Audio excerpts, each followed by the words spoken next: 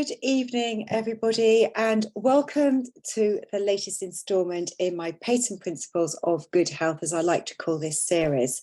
And it is still April as I record this in my Facebook group. And whilst the last two blogs and lives I've been doing have been around stress, because April is Stress Awareness Month, what is also very important to me as a practitioner is around gut health, and April is also IBS Awareness Month. Now, I'm really keen to dispel stigmas around suffering from IBS when 1 in 5 people in the UK will experience some form of IBS to a lesser or greater degree in their lifetime. And for many people, they may suffer what seems like throughout their lifetime, particularly if you look on the NHS website and it says there is no cause. Now, I want to change not only the stigma around this, but also the fact that there are many, many things that you can do to support your health and your digestive health. And tonight I want to focus on bloating. So many people suffer with some form of bloating. And I'm going to break that down so you have a bit of an understanding that when we think about bloating, it's not just in one place. It's important to understand where you may experience bloating, because it's only then that you can really start to think about what steps you may need to follow to try and alleviate and correct what might be going on and try and overcome it. Now, bloating is experienced by so many people, as I said, to a less or greater degree. And often when clients come to see me, or when I first speak to prospective clients and I ask them to describe symptoms to me and they say about bloating, some of my clients will say to me that by the end of the day, they feel they are 7 months pregnant. And I'm not just talking about the ladies here. This can be the men as well saying this, which is, you know, not a way to be living your life. Clothes get too tight. It's really uncomfortable. You don't feel great. Ladies, you're going on holiday and you may not want to be putting on your swimsuit or bikini because of what you look like. You can't wear the nice tight fitting dresses that you might have once worn because it's bloating. It's nothing to do with weight at all. But as I said, the most important thing to focus on, first of all, is where are you bloated? Now, the digestive system is quite complex and we need to break it down into segments and sections because different things go on in different places. Your whole digestive tract is about 9 meters long. I'm looking at my notes as I read this, because there's a lot of information here. It's about 9 meters from top to bottom.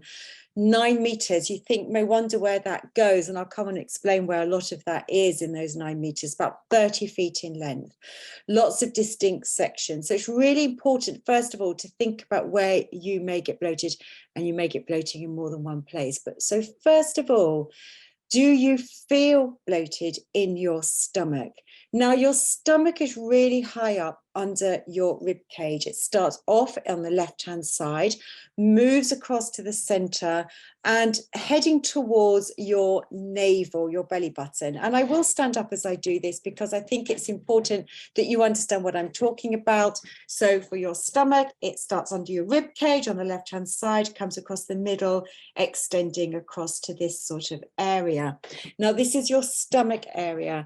This is where food heads to really quickly. When you first swallowed it, it's there really quickly within a nanosecond into your stomach, and it can sit there for up to 3 hours. It sits there for longer when you've got dense protein foods to digest, like heavy meats, for example. But all food will sit there for a period of time to be digested, and it needs a lot of digestive secretions, acidic secretions. Your stomach is designed to be very, very acidic. If it is not acidic, it is unable to properly digest those protein foods, to start to pull apart the protein compounds into smaller polypeptides and then onto amino acids in its simplest form, starts to churn up the entire meal before it eventually moves into the small intestines. But if you're lacking this acidity and digestive secretions there, then the contents of the milk can feel heavy and you can feel bloated. Not only that, but the protein food can start to ferment. It creates more bloating and discomfort. So you may not look bloated because it's high up under the rib cage, but you will certainly feel it if it's in that area. Now, after 2-3 hours, can be less, food starts to move into the small intestines. Now, this area is very, very long indeed. It is about 7 of those 9 meters is the small intestines. And so this starts in the middle where the stomach was ending, just above your navel. And it's this coil tube that's 7 meters in length, extremely long, that wraps itself backwards and forwards around the entire front of your body in the lower abdomen, right the way down to the lower right-hand corner where it joins the colon, the large intestines. So we're talking about from this area all the way around here and ends up on the lower right-hand side down here where it joins the colon. It's a very, very big area. The reason why it's so big is because this is the major site of digestion and absorption of nutrients. And if it wasn't so long, we wouldn't be properly digesting. We wouldn't get the optimal absorption of the nutrients that we need that keeps us alive. Now, what else is going on here is the fact that what can cause the bloating and what has been discovered in recent years is this concept called SIBO, small intestinal bacterial overgrowth.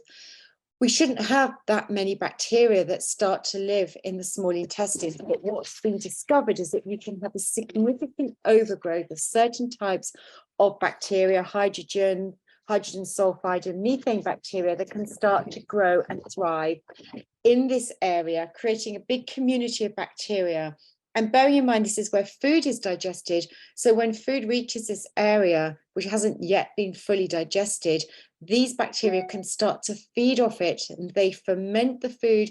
They create a lot of these gases. These gases have nowhere to escape to. And this is what is one of the major problems now of bloating. And experts in the field, the one I follow very closely is Dr. Mark Pimentel in America, who's studied this extensively and is the one that says that actually the major cause of IBS is to do with SIBO, small intestinal bacterial overgrowth. This really doesn't just create this immense bloating, but for some people it can cause not just discomfort, but real pain. So much so that people don't want to go out, they don't want to eat much. But SIBO is the major thing that is going on in this area. Now, I described in the lower right-hand corner is where the small intestines ends and where it joins into the large intestines, the colon. Now, if you're bloated here, then it's an area, and it is difficult at times to work it out because they sort of overlap with each other. But the colon follows a sort of an N-shaped arch. It travels directly up the right-hand side. It travels across, transversely across the mid-abdominal area, slightly above the belly button area, and then travels directly south and down on the left-hand side, eventually ending up slightly into the middle area of the pubic bone. So if I was to sort of describe it, it's coming up this area, it's carrying across here, and it's traveling down and then eventually just finishing off there before it moves onto the rectum. Now, the colon is the major site of our microbiome, these trillions of bacteria, some viruses, maybe a parasite, and some other types of microbes that live in this area, hopefully symbiotically, providing us with our health benefits. But if it all goes out of balance, we get this dysbiotic picture with more pathogenic bacteria beginning to thrive and grow in this area. Now, the reason why you may feel bloated and get bloating in this area is really a combination of two things: poor digestion and the wrong types of bacteria thriving there.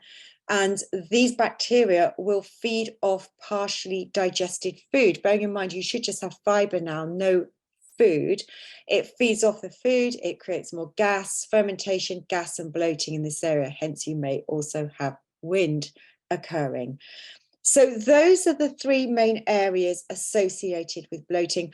I should just also add there, the other thing that will contribute to bloating in this area is if you've got sluggish bowels and constipation, and you've got waste matter building up on the walls of the colon and hanging around for much longer than it should do. It also creates this unfavorable environment for the bacteria too.